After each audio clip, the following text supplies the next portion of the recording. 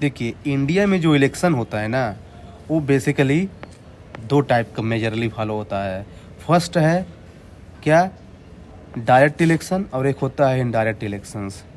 यानी दूसरे तरीके से हम बोलें तो इंडिया में जो इलेक्शंस है 2 टाइप से होता है। एक होता है first past the post system से, और एक होता है प्रोपोर्शनल रिप्रेजेंटेशन से।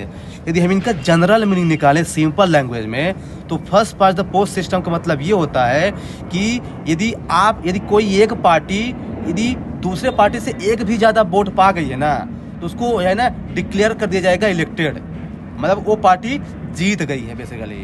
ये होता है first past the post system.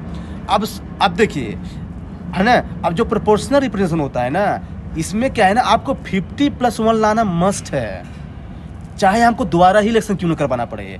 50+1 लाना मस्ट है। ये बताइए, इसमें नोटा का सवाल ही नहीं उठता। जब प्रोपोर्शनल रिप्रेजेंटेशन कराया जा रहा है तो नोटा क्यों ला जाएगा, क्योंकि हम नोटा कर देंगे तो बहुत लोग नोटा ही दबा देंगे, तो 50+1 आएगा ही नहीं। इसलिए जहाँ जहाँ इलेक्शन प्रोपोर्शनल रिप्रेजेंटेशन से होगा वहाँ नोटा अप्लाई नहीं होगा। इसीलिए राज्यसभा के इलेक्शन में या वाइस प्रेसिडेंट के इलेक्शंस में या फिर लेजिस्लेटिव काउंसिल के इलेक्शन में या फिर प्रेसिडेंट के इलेक्शन में नोटा अप्लाई नहीं होता है, क्योंकि इन चारों में प्रोपोर्शनल रिप्रेजेंटेशन फॉलो होता है। दूसरी चीज़ कि नोटा हम ये भी कह सकते हैं कि नोटा वहीं अप्लाई होगा जहाँ डायरेक्ट इलेक्शन होता है, और जहाँ इलेक्शन इनडायरेक्ट होता है वहाँ नोटा अप्लाई नहीं होता। अगर यूपीएससी इसका ऐसा स्टेटमेंट बना दिया ना, लोग फंस जाएंगे। बताइए, डायरेक्ट इलेक्शन कहाँ होता है? लोकसभा में, जैसे एमपी एमएलए के लिए, या फिर असेंबली के लिए, या फिर लोकल से गवर्नमेंट के लिए, तो इन तीनों जगह नोटा अप्लाई होता है। तो कहने का मतलब ये है कि नोटा वहीं अप्लाई होगा जहाँ first past the post system follow होगा या फिर डायरेक्ट इलेक्शन फॉलो होगा, और जो नोटा वहाँ अप्लाई नहीं होगा जहाँ प्रोपोर्शनल रिप्रेजेंटेशन फॉलो होगा और जहाँ इनडायरेक्ट इलेक्शन फॉलो होगा। अब दूसरी चीज़, अब बात करते हैं ये ओपन बैलेट और सीक्रेट बैलेट की। तो देखिए क्या है ना कि जो राज्यसभा के इलेक्शंस होता है ना, ये ऑलरेडी इलेक्टेड मेंबर है और दूसरे मेंबर को इलेक्ट करने जा रहा है।